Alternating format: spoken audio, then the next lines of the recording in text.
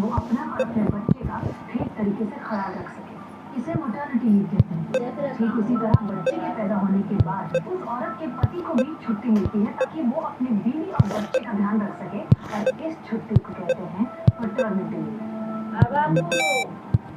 हाँ, समझ गए।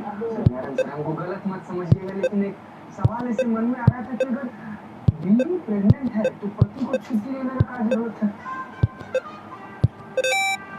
नहीं, प्रेग्नेंट तो बीवी है ना, पति तो काम कर ही सकता है।